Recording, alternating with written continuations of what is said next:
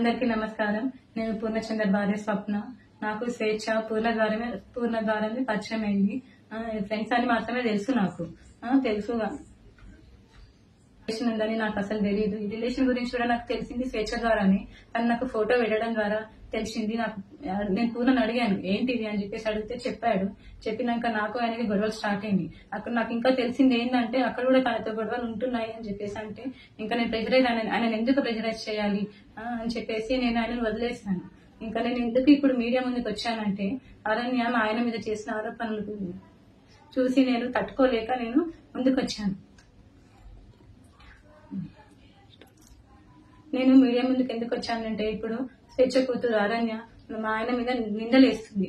ఆ నిందలు నేను చూసి తట్టుకోలేక నేను వచ్చాను బయటికి. నా పిల్లలతో పాటే అరణ్యను కూడా సరి సమానంగా చూసుకున్నాడు పూర్ణ. చూసుకున్నాడు, తనకి స్కూల్లో జాయిన్ చేశాడు, ఫీజులు కట్టాడు. నా పిల్లలకి బట్టలు తీసుకున్నప్పుడు ఆయన కూడా తీసుకునేవాడంట. మళ్ళీ నేను నీ కన్న తండ్రి కూడా వదిలేసి వెళ్ళిపోయిండు. వెళ్ళిపోతే కూడా పూర్ణ ఆ స్థానం తీసుకున్నాడు. కన్న తండ్రి కన్నా ఎక్కువనే చూసుకున్నాడు. నా కూతురు ఎలా అయితే చూసుకున్నాడో నిన్ను కూడా అలానే చూసుకున్నాడు అరణ్య. కానీ నువ్వు ఇలాంటి నిందలు వేయడం కరెక్ట్ కాదు. ఇంకా స్వేచ్ఛ కూడా చాలా నన్ను టార్చర్ పెట్టింది. ఈ విషయం తెలిసినాక కూడా నేను డిప్రెషన్ లోకి వెళ్ళిపోతే నన్ను పూర్ణ కాశీకి తీసుకెళ్ళాడు. మైండ్ రిఫ్రెష్మెంట్ కోసం తీసుకెళ్తే అక్కడ కూడా ఫోన్ చేసి సతాయించింది. ఎందుకు తీసుకెళ్తున్నావు, ఆమె ఎవరని చెప్పేసి నువ్వు తీసుకెళ్తున్నావని సతాయించింది. ఆయన ఫోన్ లిఫ్ట్ చేయకపోతే నా ఫోన్ కి చేసి సతాయించింది.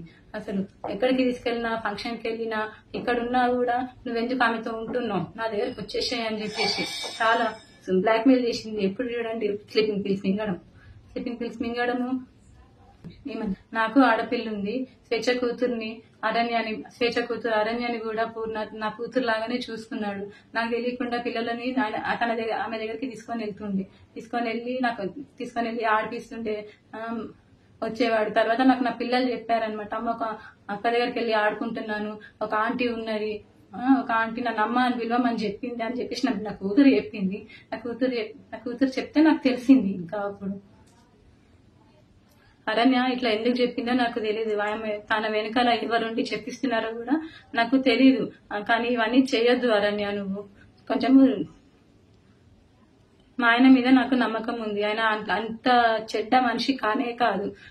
ఇంత చేరదీసిండు నిన్ను అరణ్య. మీ మమ్మీని ఇంత చేరదీసినా కూడా మా బతుకుని మీ మమ్మీ ఏం చేసిందమ్మా, తీసుకుపోయి మమ్మల్ని రోడ్డు పాలు చేసేసింది. ఇప్పుడు నా జీవితము ఏంటి, నా పిల్లల భవిష్యత్ ఏంటి అరణ్య.